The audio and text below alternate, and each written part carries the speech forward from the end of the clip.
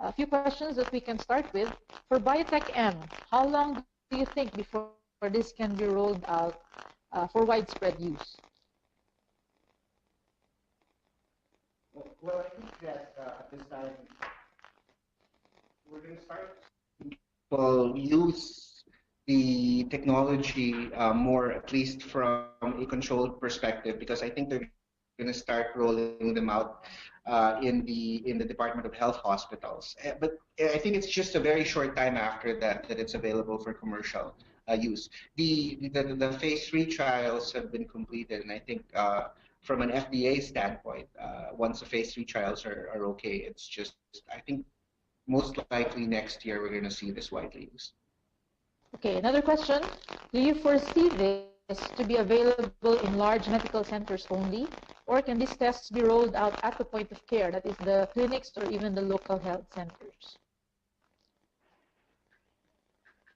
Well, currently the status is that what we're looking at is that we can deploy these little. It's actually just like a little cup. That's what the heating block looks like. And so you really only need to do that you could probably do that at the level where, as long as you have a trained med tech and you also have somebody, a power source is all you really need. So this could be deployed even at the clinic level. Not maybe not quite the barangay level, but primary care clinics can probably deploy this without much. What about the turnaround time? When do we expect results to be available? Well, this is actually a near point of care. So at most, it'll take about 6 hours to get the result. We're working on trying to get it earlier at 2 hours. There is a fluorescent reader which can detect the fluorescence earlier, as opposed to looking at visual color change or turbidity. But this is much better than doing PCR, which is really the only thing that's comparable with. And whereas your NS1 and your IgM, IgG, those have near point of care iterations, but the sensitivity and specificity does not approach what.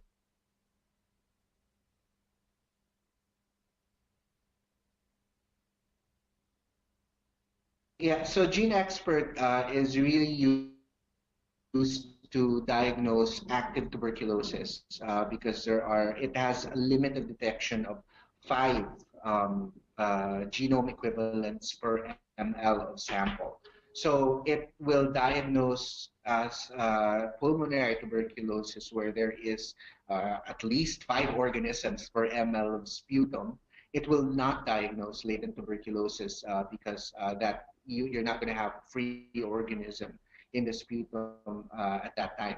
The other thing is that you cannot use Gene Expert as a test for cure, because Gene Expert detects DNA, and the DNA can stay a while, especially in somebody with a lot of infection, a lot of disease burden. So even if you've given the treatment and all the TB is dead, you're not going to see all that DNA come out until much later on. So it's not used as a test for cure, but it is very, very sensitive for. Okay, while we're on Gene Expert, do you have any insight on how this will impact diagnosis of TB in the local health centers? So Gene Expert is being rolled out by WHO as a replacement test, as a matter of fact, for specific patient types. So, for instance, for patients with HIV co-infection, where there is a lower rate of sputum smear positivity, and also for patients who are at risk for MDR-TB, because you get the data about rifampicin resistance much earlier. Now, there is also a grade 1 recommendation to completely use it to replace sputum for diagnosis. But from a cost perspective, at the Philippine level and resource limited settings, it's not something that's being implemented yet. But for HIV co-infection as well as MDR suspects, currently the Philippine government, is actually making Gene Expert available for free for these patients. In the private setting, it can be used as well for others, including a diagnosis of TB meningitis, CSF, instead of a TB PCR. But right now, the cost will be borne by the individual. Okay, we have one more question. Again, we have one more question. What about the impact on management of cases and TB in the local health centers? Another one was a question on impact of diagnosis. Maybe this one is a question of the management of cases. And what about TB? We might as well go to the next question also, which is TB specific mortality. Yeah. So I think that because this test is so sensitive, that we're going to be able to detect TB cases much earlier, and we'll have fewer missed cases. And so that will impact on morbidity and mortality as well. Second is that we will detect drug resistance much earlier, and so people will be treated more appropriately early on, instead of inducing even more resistance by giving inappropriate medications. And finally, I think that with the next TB prevalence survey, which is actually being undertaken by UP and Foundation for the Advancement of Clinical Epidemiology, we're actually going to see most likely a spike in the number of cases, because this is such a sensitive test. But that's not necessarily a bad thing, because those were people that we used to miss, or it used to take 8 weeks to get the culture back, and then a lot of them will get lost to follow up. But because this test works in 2 hours, you will retain a lot of patients, because a lot of patients, they say, well, we come from far away, we don't really have time to go back for this test, or it's out of sight, out of mind. And so I think that this has multiple impacts. First of all, less people lost to follow up. Second, earlier detection of disease. And third is earlier detection of resistance. And so to more appropriate treatment. Okay, I have one last question on my list. What about the cost of the test? Often the problem is tests are perceived to be very expensive, and doctors usually rather treat empirically rather than send the patient out for tests. And we might lose patients who we send out on testing. Yeah, well, that's a great question, especially when we're talking about resource-limited settings. Now, for instance, the HIV antibody tests are very, very cheap. The actual material cost to the government is about 6 pesos per test. For the Gene Expert, there is what we call global pricing, depending on whether it's a government facility or a government that's buying the test. So, for instance, for Gene Expert, while the commercial cost of a cartridge is about $200, the cost to a national program is only about $10. And all of those are negotiable. And as we see more players going into the market, I think that's going to drive the costs down as well. Now, looking at intangibles or downstream, if you diagnose someone with tuberculosis earlier, then there's a lot less pain and suffering as opposed to getting disseminated tuberculosis. Or in the case of HIV, where we have problems retaining patients in care, because if you do the test and you say, well, come back the next day, and if it has to be sent for a confirmatory test that can take 2 to 4 weeks, then you can lose your patients to the point that only about 40% of patients come back for their tests. But if you have a point of care test that gives you an answer, and you can tell the patient, well, you have to do this and do that, make sure that you follow up, because we actually have treatment for this, and you can live a long time, as opposed to being in limbo and not knowing. And so they're not empowered by their diagnosis, and they're not able to act on it in a positive way. Then I think that in the long run, these tests can only help us take better care of our patients.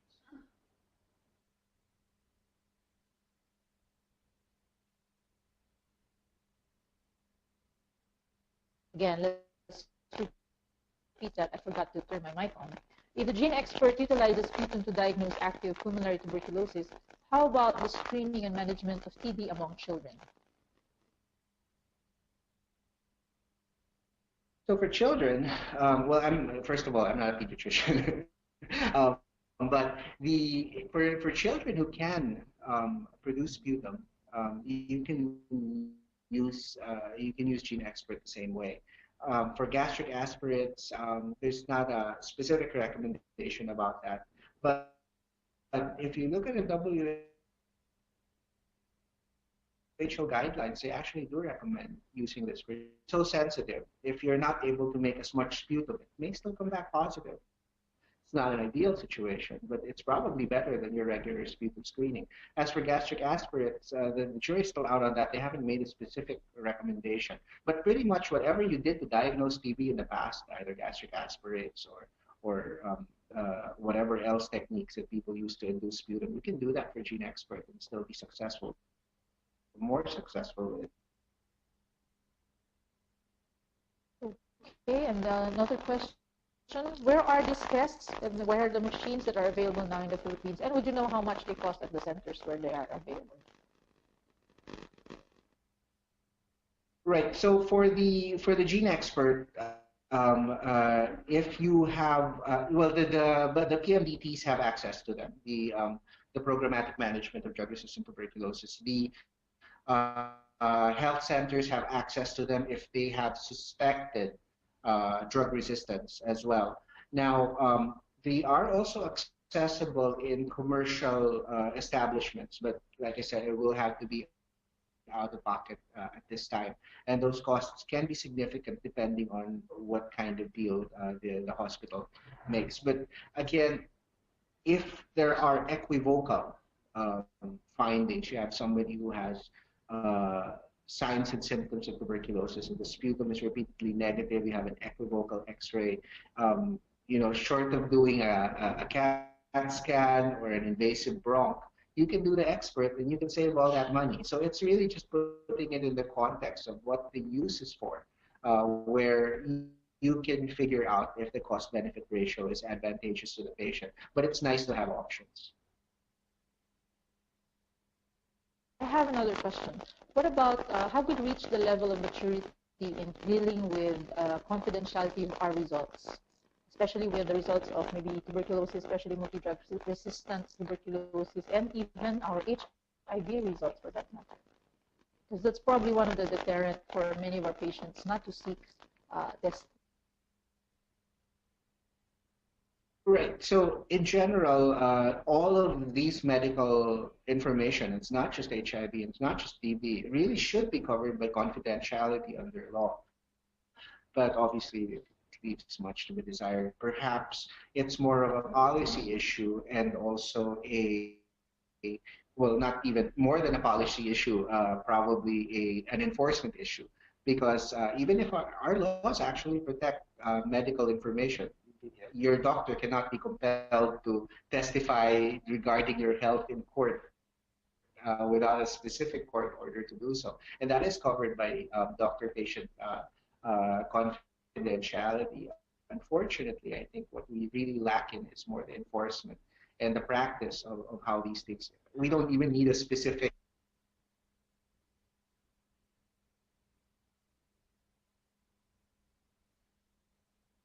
information it is, whether it's, for instance, breast implants, like what happened with one of the former presidents, that never should have leaked out.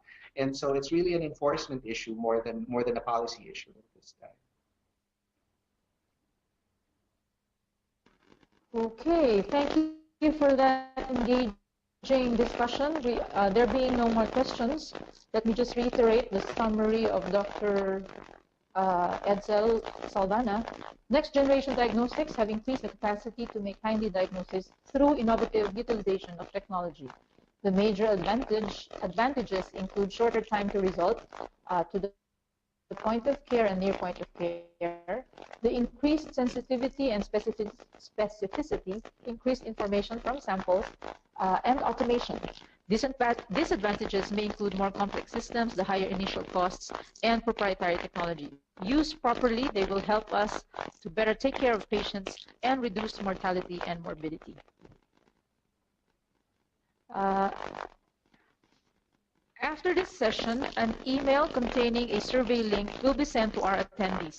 Please answer the survey so we can assess our webinar and address more of your preferences and give you materials from this session. After answering the survey, your certificates will be sent to you. Thank you for joining us. Before we end, maybe we can ask Dr. Edsel if he has any final words.